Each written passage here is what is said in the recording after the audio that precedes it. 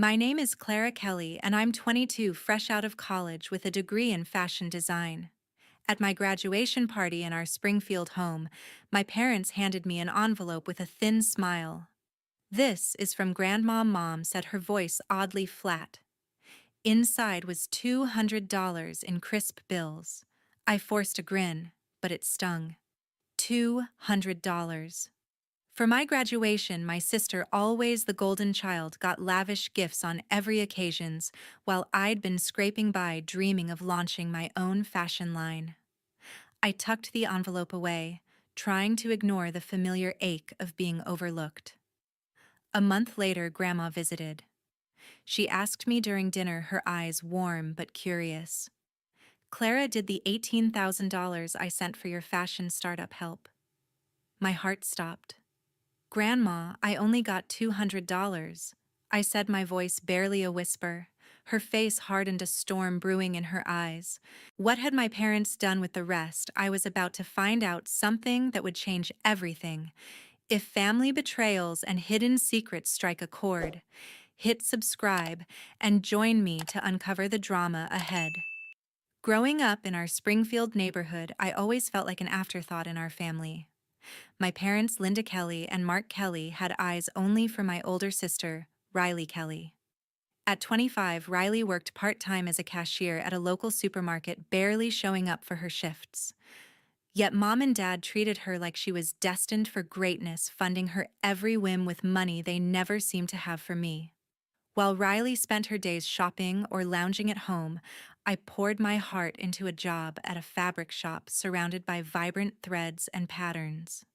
Each stitch I made fueled my dream of launching a fashion line, but my paychecks went to rent and bills, not sewing machines or studio space. Riley's supermarket job was more of a hobby than a career. She'd come home complaining about rude customers, then demand new clothes or gadgets. "She's working hard," Dad would say, handing her cash for another shopping spree. Meanwhile, I was the one clocking late hours sketching designs between customers, saving every penny for my future. The unfairness wasn't new. It started when we were kids. I'd get secondhand clothes. Riley got sparkling dresses. I'd ace exams. Riley would skip classes, yet Mom threw her parties for effort. The sting of being overlooked carved a quiet wound in me. Our family leaned heavily on my grandmother, Mildred Kelly, who lived in St. Louis. Grandma sent money regularly, which Mom and Dad called family support. But I noticed Riley always got the best of it. New boots, new earrings, while I mended my own shirts. I'd ask Dad why, and he'd mutter, "Don't question us, Clara." It wasn't just the money. It was the way they dismissed my dreams. My passion for fashion felt like a burden to them, not a talent. One moment from high school still haunts me. At 15, I spent weeks designing a skirt for a talent show, pouring my soul into every detail. When I showed Mom, she glanced at it and said, "That's cute," before praising Riley's new phone case. Dad didn't even look up from his newspaper. Riley smirked, twirling her hair, knowing she'd stolen the spotlight again. It wasn't just about the skirt, it was about my place in their world, always second to hers. My best friend Sheila Dixon saw through it all. We met in college, bonding over late nights and big dreams. Sheila worked at a bookstore chasing her own goals, and she understood my frustration. "Your family's blind to your talent, Clara," she'd say, her voice firm but warm. Her support kept me grounded when I felt like unraveling. At the fabric shop, I'd lose myself in sketches, imagining my designs on a runway. But every dollar I earned went to survival, not my vision. I'd stare at my worn-out sneakers, wondering why my parents saw Riley's charm, but never my drive. Confronting them was pointless. When I tried, Mom would cut me off with, "We're doing what's best, Clara." Dad would shrug, avoiding my gaze. Riley would laugh it off, saying, "You're too intense, Clara. Relax." Their words hit like pins, sharp and precise. I swallowed my anger, channeling it into my work, but the unfairness festered. Grandma's letters from St. Louis were my lifeline. She'd write, "Your designs are special, Clara." Her words a rare spark of hope. But I couldn't help wondering why her money seemed to vanish into Riley's hands. The thought gnawed at me, a thread I wasn't ready to pull. A few weeks after my graduation, I started noticing things that didn't add up. Mom and Dad began flaunting new luxuries they're spending wildly out of character for our modest Springfield life. Mom came home one day with a sparkling diamond necklace claiming it was a treat for herself. Dad bragged about his weekly spa visits, raving about massages and facials at some upscale salon downtown. Their sudden extravagance made my stomach churn. Where was this money coming from? Our family wasn't rich, far from it. Yet there they were acting like they'd won the lottery. Riley was no different. My sister strutted into the house one afternoon, a designer handbag swinging from her arm, its logo gleaming under the kitchen light. "Isn't it gorgeous?" she said, tossing her hair. She pulled out a brand new smartphone, the latest model, and started snapping selfies. I stared, my jaw tight. Her supermarket job barely paid for gas, let alone $1,000 bags. I caught her eye and asked, "How do you afford that, Riley?" She laughed, brushing me off. "Mind your own business, Clara," she said, her tone sharp. It wasn't just the bag or the phone, it was the way she acted, entitled, like she deserved it all. I couldn't shake the unease. One evening, I found Mom in the living room admiring a pair of emerald earrings. "These are from Grandma's extra support," she said casually, not meeting my eyes. Extra support. Grandma sent money to keep our family afloat, not to fund Mom's jewelry obsession. I pressed her, my voice steady but firm. "What extra support, Mom?" She froze, then snapped, "Don't interrogate me, Clara. It's family money." Her deflection only deepened my suspicion.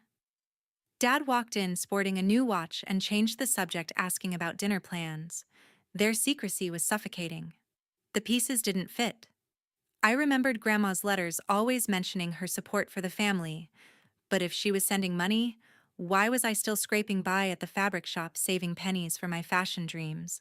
Riley's new toys and Mom's spa trips didn't match our usual budget. I wanted to confront them, but doubt held me back. What if I was wrong?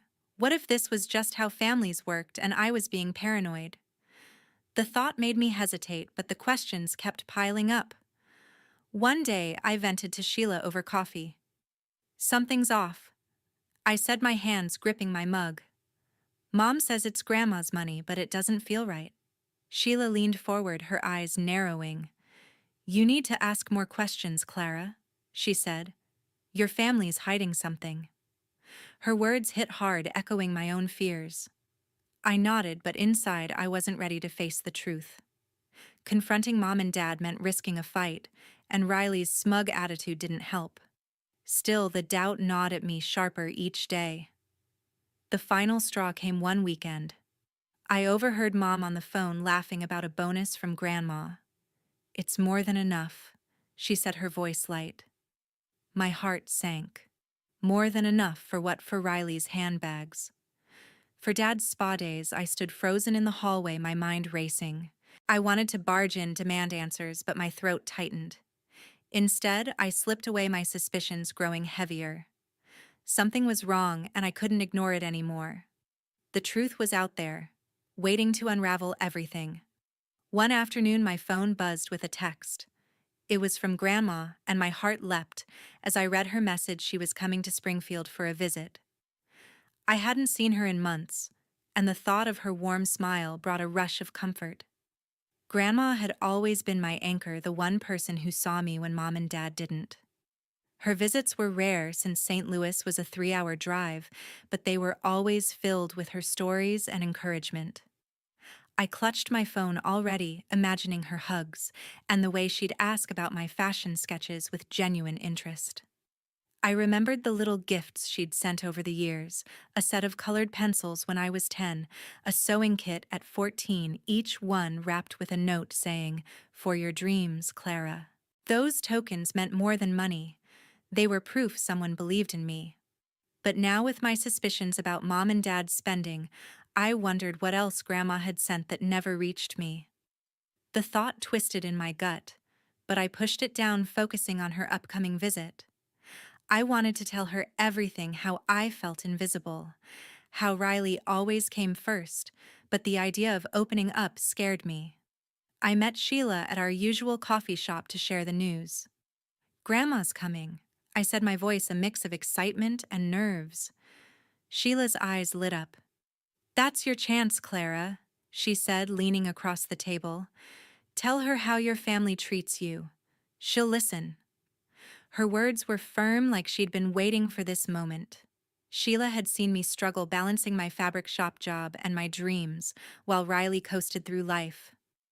"You've been holding back too long," Sheila added. "Grandma deserves to know the truth." I nodded, but my stomach knotted. What if Grandma didn't believe me? What if she thought I was stirring trouble? Back home, I kept the news to myself. Mom and Dad were in high spirits, planning a big dinner for Grandma's visit. "It'll be nice to see her," Mom said, her voice too cheerful. Dad nodded, polishing a new cufflink he'd bought. Their excitement felt off, like they were hiding something. Riley, as usual, was glued to her phone, probably showing off her latest purchases. I watched them, my unease growing. Would they act like the perfect family when Grandma arrived? The thought of their fake smiles made me clench my fists. I lay awake that night replaying Sheila's advice. Telling Grandma about my feelings meant risking a blow-up. Mom would snap, Dad would dodge, and Riley would roll her eyes, calling me dramatic. I could hear her now. "Why do you always make a big deal, Clara?" But keeping quiet felt worse, like betraying myself. Grandma's visit was my chance to be heard, but it also meant facing the tension I'd avoided for years. I stared at the ceiling, my mind racing with what-ifs. Would Grandma understand? Would she see the truth behind Mom and Dad's excuses? I didn't know, but the weight of my silence was heavier than ever. The day of Grandma's visit arrived. Our Springfield home buzzed with chatter as Mom set the table for a family dinner to welcome Grandma. The air felt light at first, filled with the clink of glasses and Riley's laughter as she showed Dad a new app on her phone. Mom hummed, arranging a platter of roasted chicken, her face glowing with a forced cheer. I helped in silence, my nerves on edge, but the warmth of seeing Grandma soon kept me steady. She walked through the door, her silver hair neat, her smile as kind as ever. I hugged her tightly, feeling a flicker of safety in her arms. We sat down to eat, the conversation flowing easily. Grandma asked about my job at the fabric shop, her eyes bright with interest. "Clara, how's that fashion line coming along?" she said, her voice warm. "Did the $18,000 I sent for your startup make a difference?" The room went still. My fork froze, mid-air, my heart pounding. $18,000, I swallowed hard, my voice barely steady.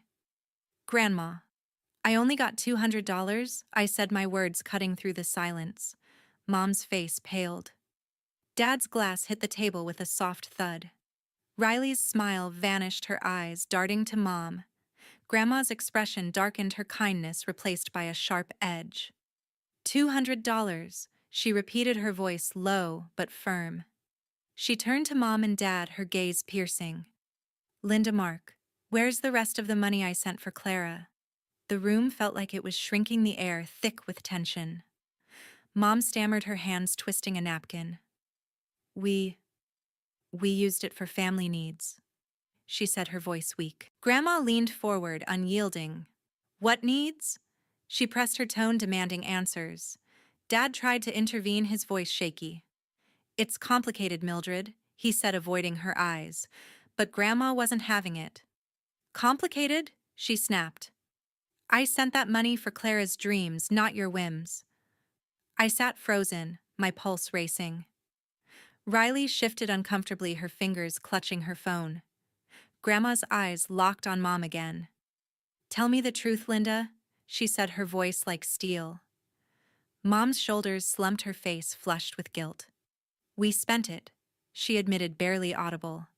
"On spa visits, jewelry, and things for Riley." The words hit me like a punch. Spa visits, jewelry. Riley's designer bags flashed in my mind, each one a betrayal. I stared at Mom, then Dad, waiting for them to deny it, but they didn't. Riley muttered, It wasn't just me, her voice defensive, but Grandma cut her off. Enough, she said, her anger directed at all three. You took Clara's future and spent it on yourselves. My chest tightened, a mix of shock and validation washing over me. Grandma's fury was a shield protecting the dreams I'd thought were out of reach. I couldn't speak my mind, reeling. The money I'd never seen, the chances I'd never had it, was all gone, poured into Mom's earrings and Riley's phone. Dad tried to explain, mumbling about family priorities, but his words felt hollow. Mom's eyes filled with tears, but they weren't for me. Grandma's voice softened as she turned to me. Clara. I had no idea, she said, her hand reaching for mine. I nodded, my throat too tight to respond. The truth was out raw and undeniable, and it changed everything. After the tense dinner, Grandma pulled me outside, led me to the porch, her face still tight with anger from the confrontation. Clara, there's something you need to know, she said, her voice steady but heavy.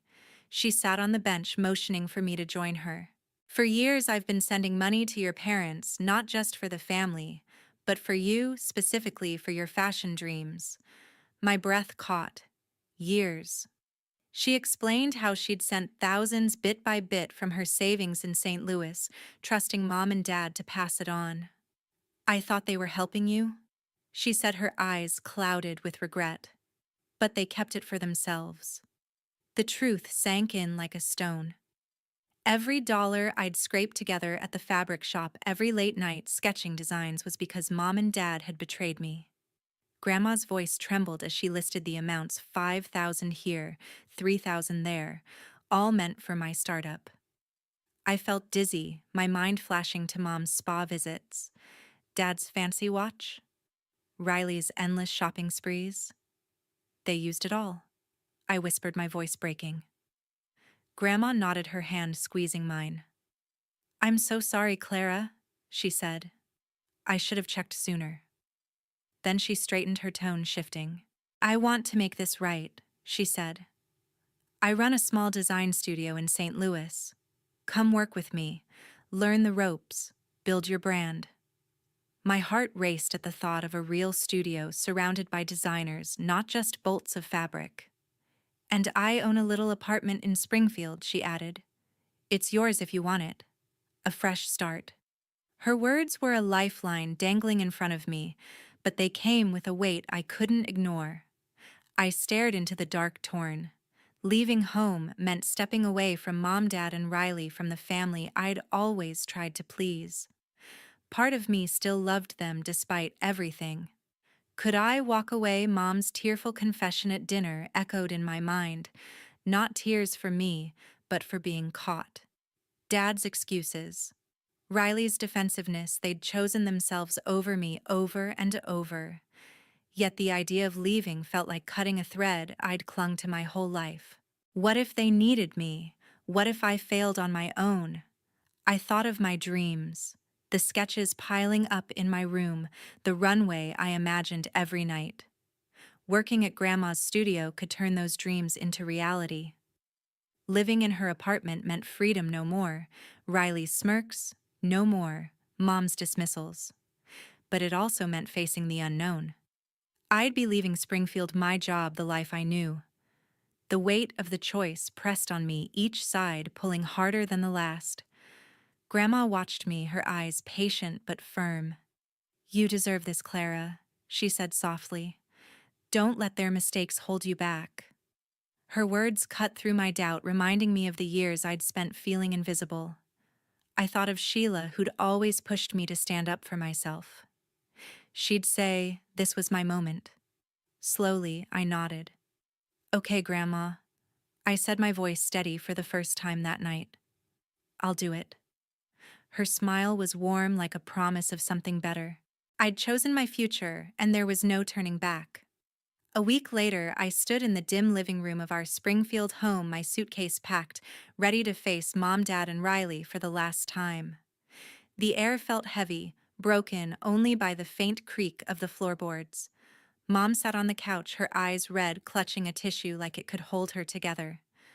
Dad stood by the window, his face tired, avoiding my gaze. Riley leaned against the wall, her usual smirk gone replaced by a tense frown. I wasn't here to mend things. I was here to walk away. Clara, we're sorry. Mom began, her voice quivering. We didn't mean to take so much. Dad stepped forward, his tone pleading. We're family, Clara. We can fix this. Riley's voice was small, almost unfamiliar. I didn't know it was your money, Clara. Please don't go. Their words stung, but they couldn't undo the years of betrayal. I'd spent my life chasing their approval only to find they'd stolen my dreams for their own luxuries. I took a deep breath, my voice firm. You took Grandma's money meant for my future and used it for yourselves, I said. I can't trust you anymore. Mom's tears fell, but they felt empty. We'll make it right, she begged. Dad added, Don't leave us, Clara. Riley reached out, whispering, You're my sister. But I shook my head. I'm done, I said, turning away. Their voices faded as I walked out the door, closing behind me. Grandma had cut off all support, her decision final after the truth came out. Without her money, Mom, Dad, and Riley were sinking. Credit card bills stacked up, their lavish habits now a trap. A neighbor mentioned collection notices piling at their door, unpaid utilities looming. Riley's supermarket job couldn't cover her designer purchases, let alone their debts.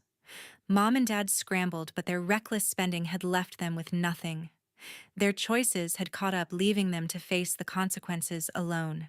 I moved into Grandma's apartment in Springfield, a cozy space that felt like a fresh start. Every morning, I woke up free from their expectations, my heart lighter. I called Grandma daily, thanking her for the apartment, her studio, her belief in me. You're my rock, I told her once, my voice thick with gratitude.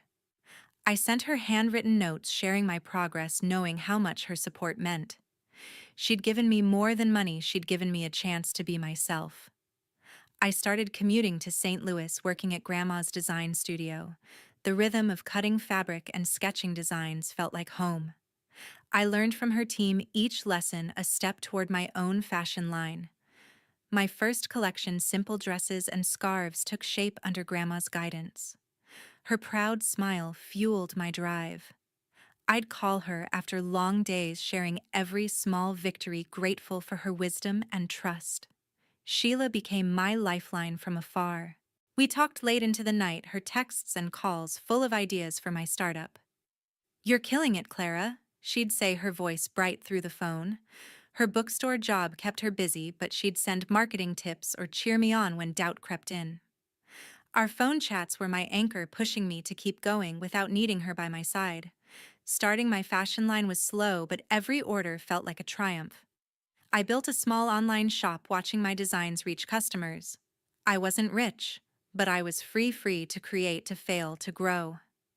I realized I'd spent years feeling small, shaped by Mom's dismissals, Dad's indifference, Riley's selfishness. But now, standing on my own, I saw my worth. I wasn't just their daughter or sister. I was a designer, a dreamer, someone who could carve her own path. My gratitude for Grandma grew with every step. I'd call her to share my latest sketch or ask for advice, cherishing her encouragement. Her faith in me taught me to value myself, to trust my own strength. The pain of my family's betrayal still lingered, but it no longer held me back. I'd built something real, and that was enough. To everyone who's followed my story, thank you for listening. Your support means the world. This journey showed me that self-reliance and knowing your worth are the keys to a life you can be proud of. No one can take that away. Not family, not betrayal. I'd love to hear your thoughts. What would you do in my shoes? Share your stories below, and let's keep this conversation alive.